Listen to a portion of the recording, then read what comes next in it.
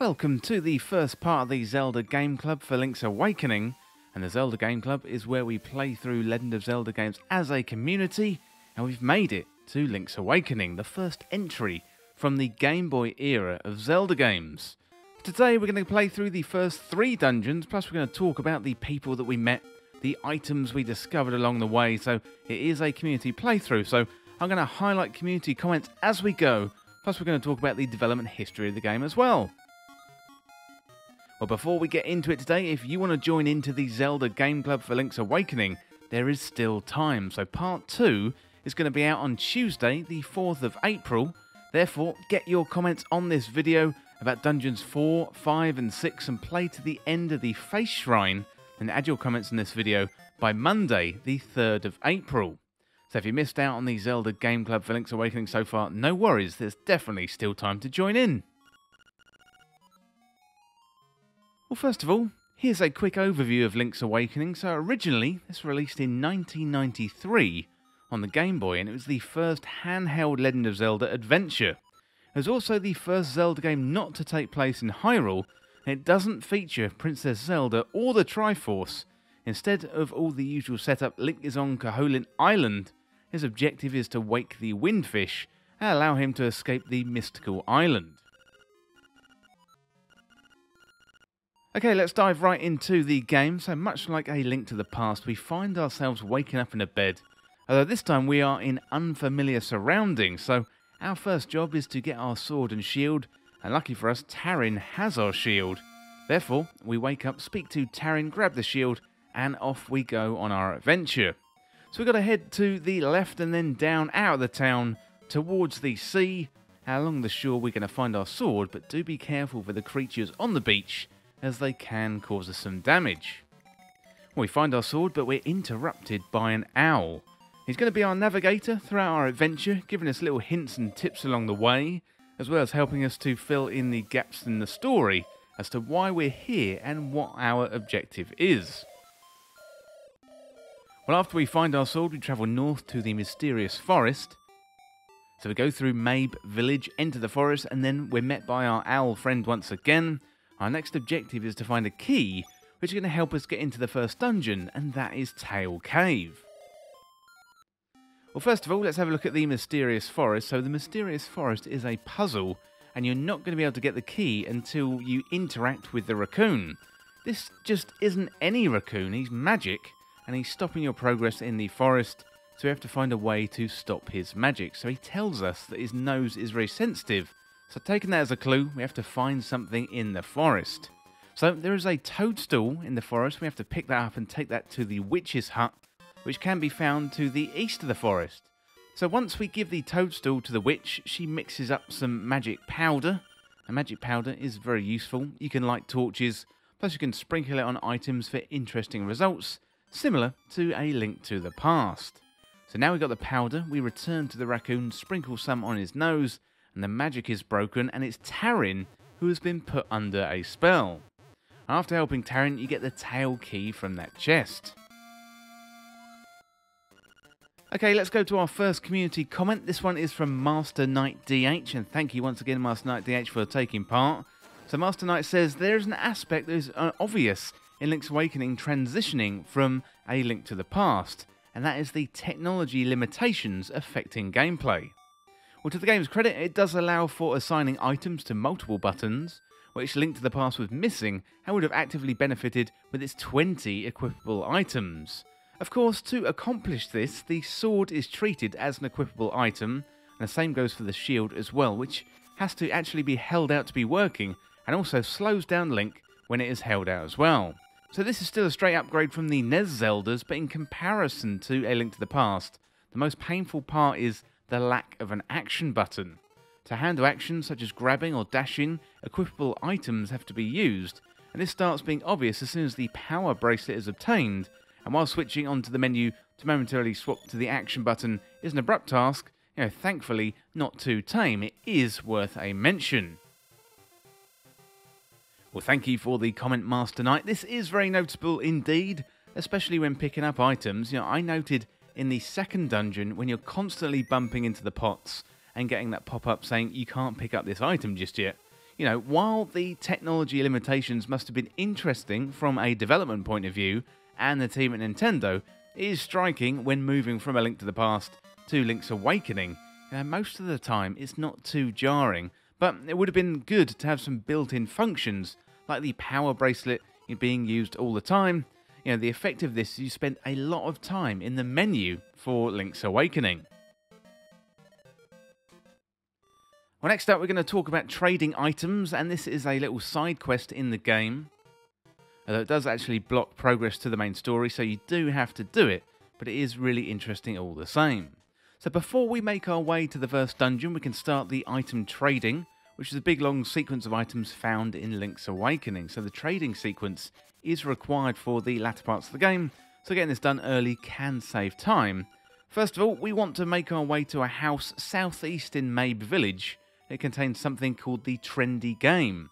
It's a game where you've got a crane arm, and by controlling this with A and B buttons, you can pick up items.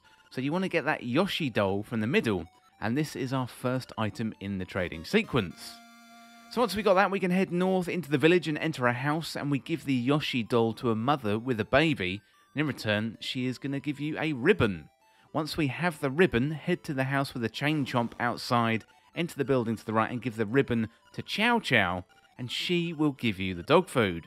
Then finally for now, head down to the beach again, where we first started out the game, enter the house with the alligator named Sail, give him the dog food, and in return, he will give you a bunch of bananas. So now we've completed the first part of the training game, we can go to the first dungeon, and that is the Tail Cave.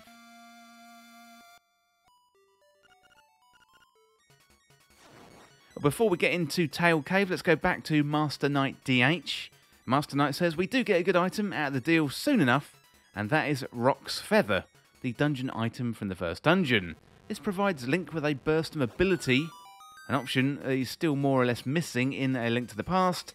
Now Link can jump around, and it provides evasion capability at a moment's notice. So not only that, but you can do jumping spin attacks for swift and powerful attacking, and this improves the game's flow, especially when the blasted zeros are showing up as early as the Canalet Castle area. By and far, I find the Rock's Feather to be the best of the first 3 dungeon items, the other 2 being stuff that would be action buttons in A Link to the Past, as they are practically there anyway. Well, Master Knight, Rock's Feather definitely is a good item. It's something new for the series up until this point, so it can be jarring coming from A Link to the Past to Link's Awakening, especially with items like the Power Bracelet and the Pegasus Boots, and they were simply equipped all the time in A Link to the Past. So definitely agree with the mobility side of things with Link and his movement. It really is a great addition to the game. Okay, next up we've got the first dungeon. It's the Tail Cave. So the Tail Cave is our introduction to dungeons in this game, and therefore is fairly straightforward. So there are some new enemies in here called Hard Hat Beetles, which you have to use your shield to bash them, turn them over to reveal their belly, and then you strike them to kill them. So we've got our traditional map, the compass, and the item, plus we've got a new mechanic in the dungeons in Link's Awakening, and that is the Stone Beak. That gives us hints and tips along the way. So we've got a unique mechanic in this dungeon, where you have to whack enemies and match the symbols on their chests, either matching diamonds, hearts, clubs, or spades. The unique item in this dungeon is Rock's Feather, which I mentioned earlier, and that allows us to jump over holes in the ground. As always, it is useful in the dungeon that you find it in, allowing you to progress in the dungeon as well as giving you an advantage against the boss, plus it will also allow you to explore the overworld as well. We're also introduced to 2D side-scrolling sections of the game, which is a throwback to Zelda 2 on the NES. We also meet Goombas in the Zelda franchise for the first time. Earlier we saw Chain Chomps, now we're seeing Goombas, later we're going to see Shy Guys. It all adds to the strangeness of the island. Well, before we get to the boss, we have to find the Nightmare Key, and this allows us to get to Moldorm, the worm-like boss. So using Rock's Feather to jump out of the way, try not to get hit by him because he will knock you off the edge or damage you and you will die. Moldorm's main weakness is his tail, so jump out of the way or block him with his shield and focus on damaging the tail. Once you've hit that a few times, you're going to defeat him, pick up the heart container, and then you're going to get your first instrument of the siren, the Full Moon Cello. Okay, after Tail Cave has been beaten, it's time to set off again on our journey to Bottle Grotto, although we've got a few tasks along the way. So once we leave the Tail Cave, the owl says he's really glad that we're real, and we've got to collect 7 more instruments to wake the windfish, and he then directs us to Goponga Swamp. So once you've finished having a chat with the owl, head back to Mabe Village, and the 2 boys outside the library are going to run to you and say Bow Wow has been kidnapped by moblins. Then make your way to that house that used to have Bow Wow outside, have a chat with Madame Meow Meow, and she is not in a good way at all, asking you to save Bow Wow. So next up, we want to head back to the mysterious forest, go north and exit northeast, and you'll find a heart piece that previously we couldn't get. Now we got Rock's Feather, so we can jump over the hole and get that. Continue northeast and you will find the Moblin Lair. So in the Moblin Lair, we've got a mini dungeon with a few rooms, and we've got to defeat the Moblins before reaching the boss. So the boss is invincible until he runs at you. You've got to dodge out of the way, so he whacks the wall, and then when he's stunned, you can land damaging sword blows on him. So use Rock's Feather to jump out of the way a few times, get him to run at you, dodge, hit and repeat until he is defeated. And you're going to find the Dognat Bow Wow at the back of the cave. Well, next up, we got Goponga Swamp, so rather than going straight back to Madame Meow Meow's house with Bow Wow, you want to head to the next dungeon, because Bow Wow is the key to getting in. As he eats the plants in the swamp, that helps you get access to the next dungeon, so make your way back into the forest, and this time, you want to go west. Exit the forest, and then head east to Goponga Swamp, then use Bow Wow to clear the enemies and the plants to help you get into the Bottle Grotto dungeon. Well, our second dungeon, Bottle Grotto, is a little bit longer than the first one and slightly more complicated. This dungeon introduces a new mechanic for Link's Awakening so far, but one that Zelda fans are going to recognise from A Link to the Past, and that is the switch block. So we've got familiar items such as the compass, the map and the stone beak, and you'll likely notice around the dungeon there's heavy pots and items. I did find running into these items was really easy, actually a little bit annoying as well. This is related to the item in Bottle Grotto, the power bracelet, but rather unfortunately, you have to equip the power bracelet to pick up the heavy items like the pots. And I think this is a limitation to the Game Boy and the technology at the time. Well, Bottle Grotto also introduces a new enemy type called the Mask Mimic. They're very similar, if not the same, as Shy Guys. You can't attack them from the front. Best way to deal with them is to charge up your sword, move around them, and attack them from the back. In the middle of the dungeon, there's a good battle with a Hinox, an enemy we get to know very well in Breath of the Wild. It's good to see an early design of a Hinox here. There's also a standout puzzle in the dungeon, which did have me stumped for a little bit. There's a room with a Pole's Voice, a Stalfos, and a Key Spat. You've got to defeat them in a particular order. You can find this out by speaking to the stone bird statue on the wall with the stone beak. And once you enter the room, you've got to move the blocks, throw a pot at the Pole's Voice, then kill the Keys, then get the Stalfos to get the key. It's easy when you know how, but the first time I did this, I wasn't really sure how to solve it. So once we have the power bracelet and a nightmare key, it's time to face off against the boss, the Genie. And there are a couple of phases to this boss fight. First, the Genie jumps out, tries to attack, then pops back in his bottle. So you want to avoid his attacks until he goes into the bottle, then throw that bottle against the wall. Do this a couple of times and the bottle will break. Then, for phase 2, try to avoid the Genie attacks, slash at him with your sword until he's defeated, and once you've finished, pick up the heart container, go to the other room, and there you'll find your second instrument. This time, it's the conch horn. Okay, back to Master Knight DH from the community. So the gameplay is working as far as the game was made, especially with Link's sword range not being a butter knife, but the balance absolutely shows its age. Moldorm being the first boss, being for an area where there isn't much room to work with, and dealing 1 heart per hit point, where you wouldn't have collected even 4 heart pieces, makes him a problem right away, even with Rock's Feather. And the only thing keeping him tolerable is how fragile he is with only 2 spin attacks, at least bringing him down, and even then the speed up still happens after each hit, and turns red for the last HP, and for that second spin attack at least it bypasses Mir, making the speed up permanent. It doesn't even help that Link's deterrent attack has actively received a hit lag, which at least checks how overbuffed Link's sword range is, but against Moldorm it's so easy to simply bounce off the area when charging up the spin attack. Genie and Slime Eyes don't compare to this when you know what you're doing, so Genie's fireballs are more scary than anything, But overall, don't get baited with his teleportation, and it's not too bad to shake off. And Slime Eyes isn't much harder to figure out, with his final phase being shockingly fragile. Well, Master Knight DH is a master speedrunner for A Link to the Past, so it's definitely good to get their opinion. Well, all good points there, Master Knight. The bosses do seem slightly inconsistent in terms of difficulty. Personally, I really like the Genie fight, not because it was tough or difficult, but because the way it used the mechanics of the dungeon item, throwing that bottle against the wall, that was great. Slime Eyes again, introducing that mechanic with snapping the slime in half with the Pegasus boots was pretty cool and inventive, given the platform and the time when the game was in the early 90s.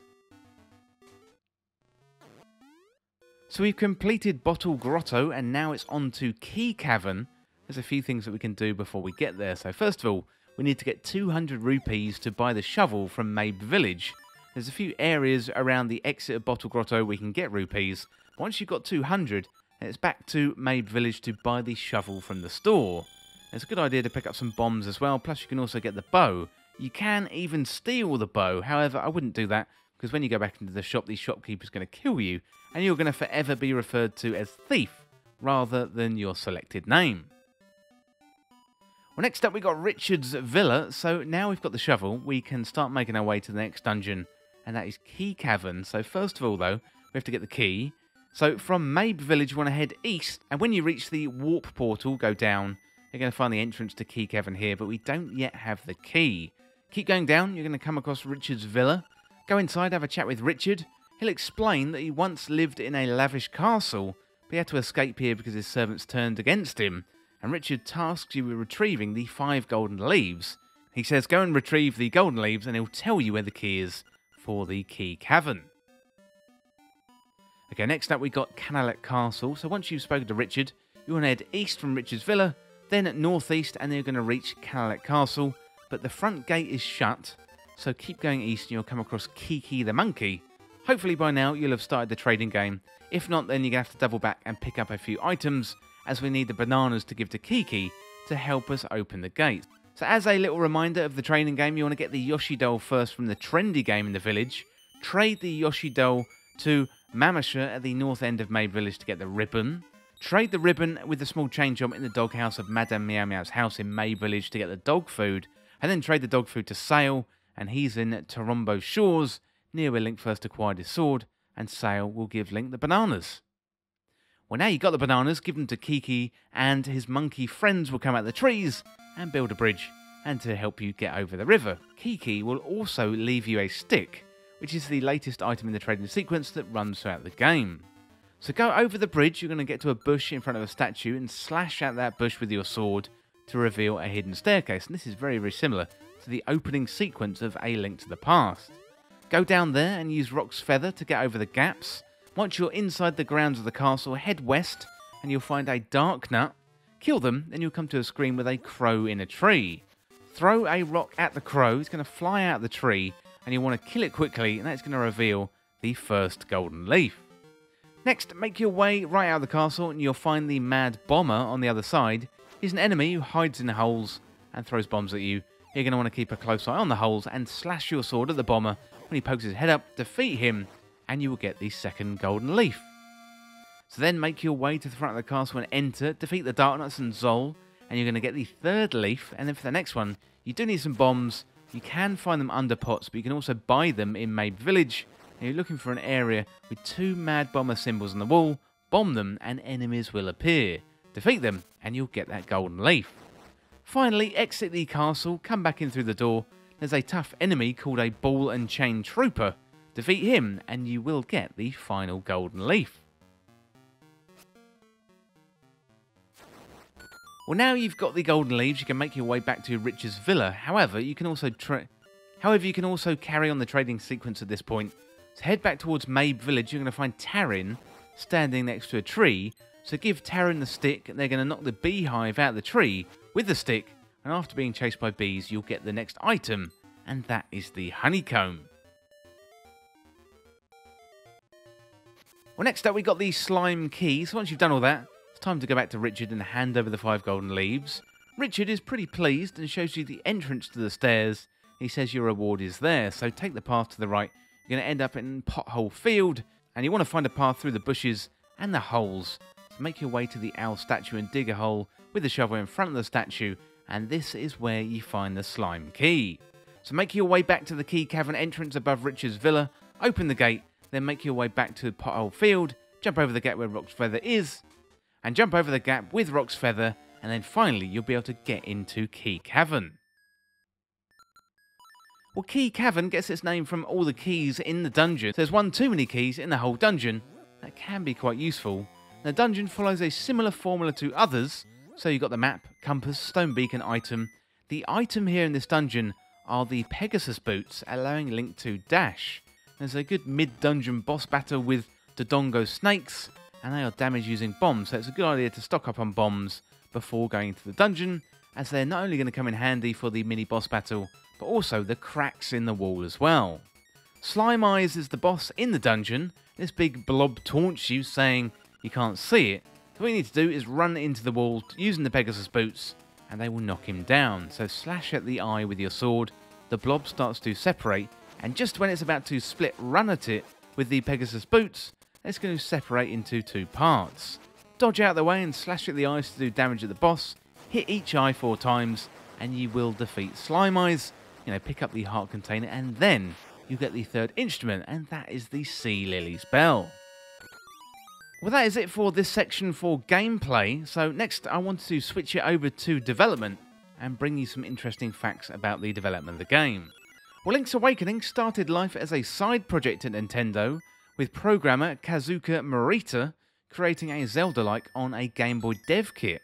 Staff at Nintendo Entertainment Analysis and Development Division then joined in, and they started creating something similar to an after-school club. After A Link to the Past released in 1991, the team asked permission to start development on the first Zelda title for the Game Boy, and the team wanted to try to port A Link to the Past to the new platform, and many of the original team from A Link to the Past came back together to work on Link's Awakening. A Link to the Past writer Kensuke Tanabe joined the team and started working on the script. Takashi Tezuka wanted to make Link's Awakening a spin-off title, which is why it features Mario and Kirby characters like Chain Chomps and Goombas. Tezuka specifically asked Tanabe to leave out Princess Zelda, Hyrule and the Triforce, and Tanabe then came up with the idea for Koholint Island with the egg on the mountain.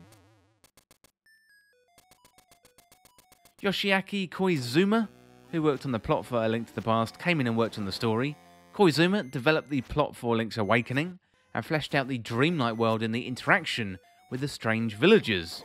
And IGL Numa has actually described Link's Awakening as the first Zelda game with a proper story, and attributes much of that character development to the people that you meet throughout the island. In an interview about the evolution of the Zelda series, Aonuma called Link's Awakening the quintessential isometric Zelda game. Another time he stated that had the game not come after A Link to the Past, Ocarina of Time would have been a very different game. Tezuka said he prefers the game over A Link to the Past as he enjoyed the challenge of making a similar game on a lower spec hardware. So several elements from Link's Awakening were reused in later Zelda titles. For example, programmer Morita created a fishing minigame that reappeared in Ocarina of Time, among other games. Tanabe implemented a trading sequence. Tezuka compared it to the Japanese straw millionaire folktale, in which someone trades up a piece of straw to something of greater value. This concept also appears in other sequels.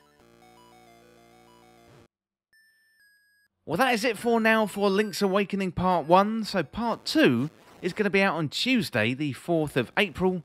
Therefore, get your comments on this video about Dungeons 4, 5 and 6, and you want to play to the end of the Face Shrine, then add your comments on this video by Monday, the 3rd of April, so you've got all weekend to play it, so good luck if you're getting into that. If you've missed out on anything so far, there's definitely still time to join in. Well, let me know down in the comments what you think about Link's Awakening and also what you think about the Zelda Game Club. And that is it for now for Part 1 of Link's Awakening. And as always, thank you so much for watching or listening. Well, don't forget to subscribe. I'll see you real soon.